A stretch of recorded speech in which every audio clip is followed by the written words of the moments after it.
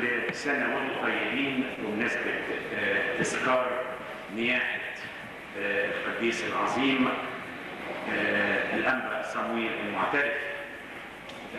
تذكار نياحته كان امبارح، ويعني احنا رايحين في وقت كده كويس عشان ناخد ونشكر ربنا ان يكون معانا النهارده ابونا افرايم الحديث، وهو له مده الحقيقه وكان دايما بيطلع معانا في الرحلات، انما مشغولياته الكتيره يمكن كانت تخليه يعني يعتذر عن بعض الرحلات، انما المره دي يعني الحقيقه انا اصريت ان هو لازم يدينا هذه البركه. ربنا كده ملاك السلامه هيكون معانا بمشيئه ربنا بصلواتكم في الذهاب وفي العوده بمشيئه الله. وزي ما انتم شايفين اولى المفاجآت عملها لنا الاخ نشأت، هو جاي يدفع كرسي زيه زي اي حد تاني، بس هو قال كمان انا هاخد بركه واصور الرحله كلها صلاح بيها وكمان يعني عشان يثبت انه المدرب ما تخش مطلوب منك نصور صلاح كمان.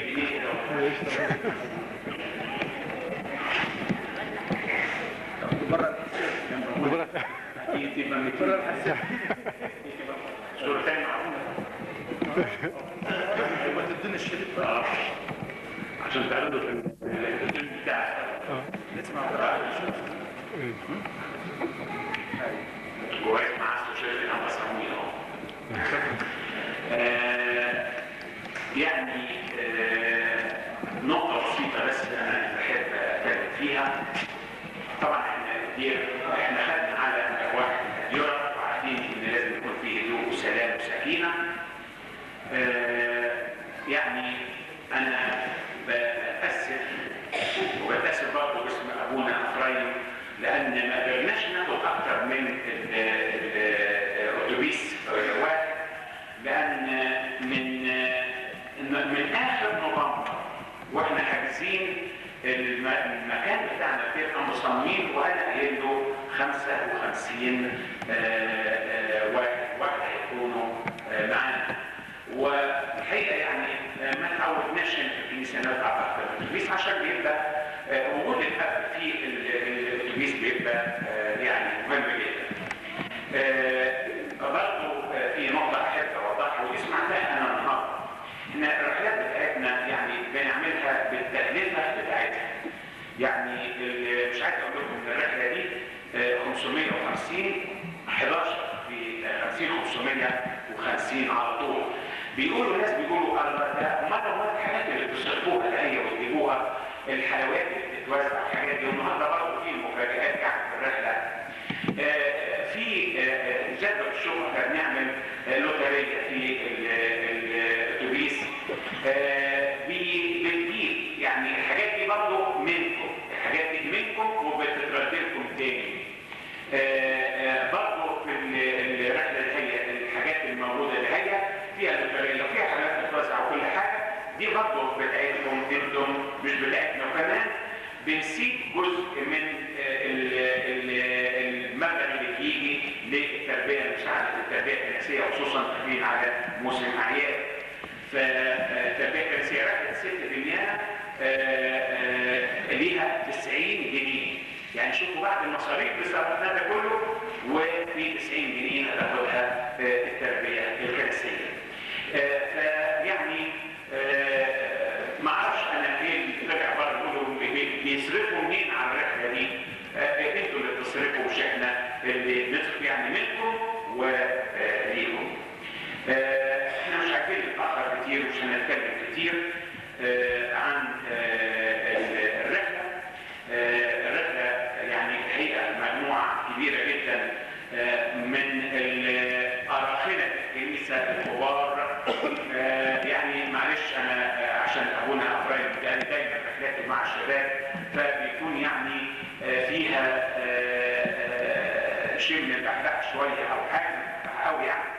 هنا الرحله بتاعتنا عشان الكبار والصغيرين وفي المره دي سمحنا ان احنا ناخد بعض الاطفال، كل طفل اللي معاه طفلين ياخد بيهم كرسي على طول.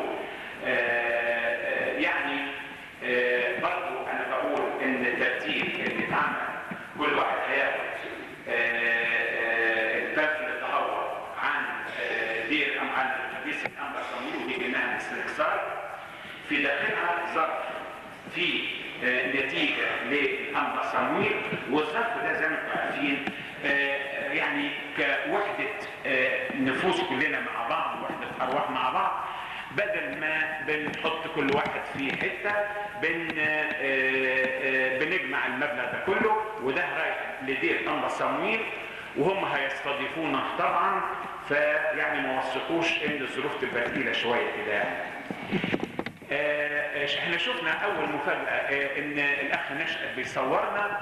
المفاجاه الثانيه ان بمشيئه ربنا احنا هنعمل قداس الليله ان شاء الله. احنا مش هنتاخر كتير في الكلام، وهنطلع بدري عشان نلحق نزور، عشان الصبح ان شاء الله بنعمل القداس بتاعنا. وبعدين بعد كده هو بقى المفاجاه الثانيه والثالثه بقى في الاماكن اللي احنا هنزورها خارج الرحله بتاعت الانبا صمويل. ويعني اذا ما تاخرناش على الله، انا يهمنا الالتزام.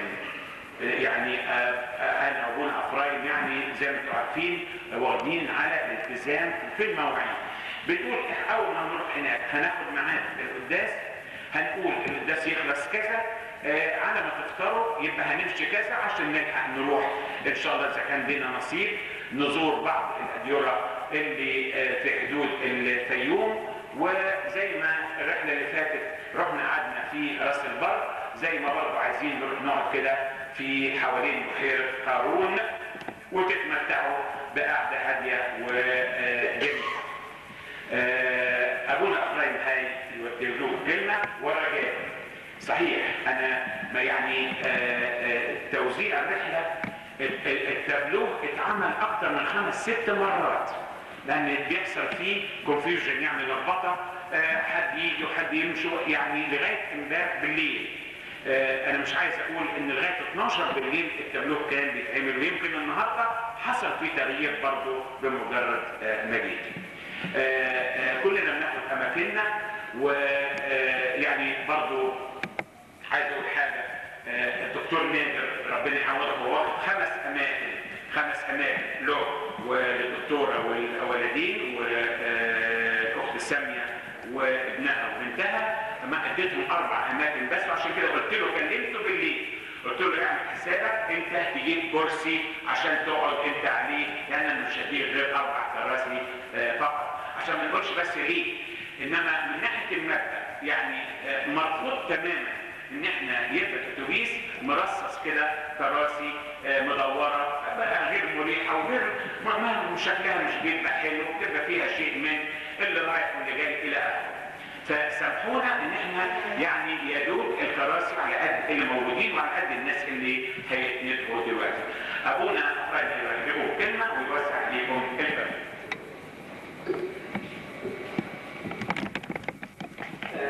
اشكر ربنا طبعا لان انا كان ليا مده طويله فعلا ما خدتش بركه ابونا سيزيروس في اي رحله، والواحد كان بيتمنى طبعا ان يبقى متواجد معاه في الرحلات بتاعته، لان رحلات ابونا سيزيروس ليها طابع خاص. الناس اللي اتعودوا يطلعوا مع ابونا سيزيروس يعرفوا تماما مقدار عظمه الرحله اللي بيطلعها.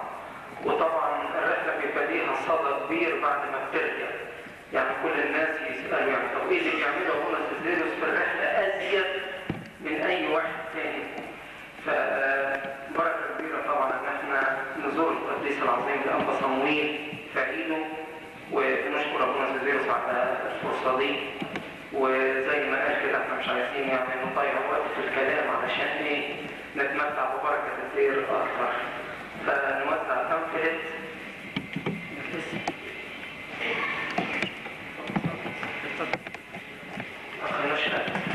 تعالى يا وديع، تعالى عشان تودي بتاعك. لا اتفضل.